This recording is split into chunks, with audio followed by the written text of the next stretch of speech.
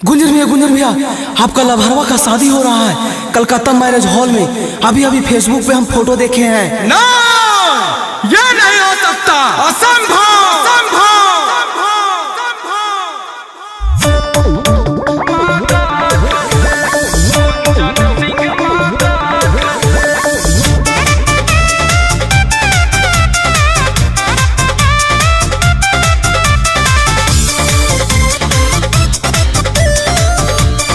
मेरी बेटी को भूल जाओ, सीधा चल जाओ घर, वरना पछताएगा। तुमको मरने से कोई न बचा पाएगा।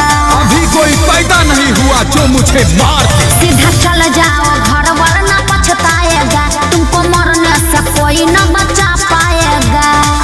बढ़ते जा रहे हो हीरो तुम अपने हाथ से, बढ़ते जा रहे हो हीरो तुम अपने हाथ से। रोको इसे। जब मुझे तूफान नहीं रोक पाया तो तुम क्या रोकोगे? बोलो मेरी जान को आया है गुंजन सिंह मौकात से। अच्छा बोलो मेरी जान को आया है गुंजन सिंह मौकात से। ओहो, आशिकी का सारा भूत उतर जाएगा, संभल जाओ।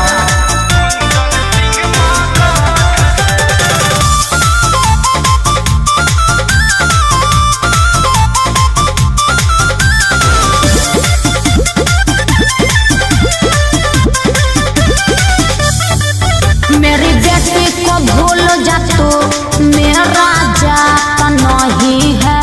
मुझसे बात करने का तेरा औकात नहीं है। ये हम नहीं मेरा इतिहास बोलता है। छोड़ा मगहिया से ब्रह्मांड डोलता है। बहुत ज्यादा बोलते हो तुम अपने कौद से, बहुत ज्यादा बोलते हो तुम अपने कौद से। मारो इसे, मारो। जो प्यार करता है वो मौत से नहीं डरता है। बोलो मेरी जान को आया है गुंजन सिंह मौकात से। बोलो मेरी जान को आया है गुंजन सिंह मौकात से।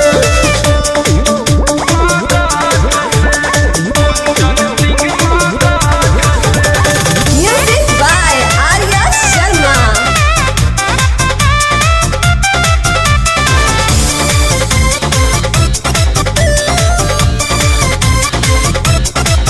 चाहे तुम कितना भी ताकत लगाओगे, आए हो गाड़ी से और अथी पे जाओगे। पीछे न हटेंगे हम किसी अंजाम से। सिकंदर भी डरता था मगध के नाम से।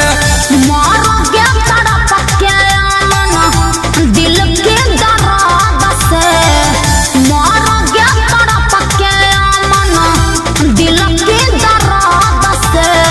लौट जाओ, चिल्लाओ मत। आए हैं तो अपनी जान को लेकर ही जाएंगे। बोलो मेरी जान को आया है गुंजन सिंह मौकात से। बोलो मेरी जान को आया है गुंजन सिंह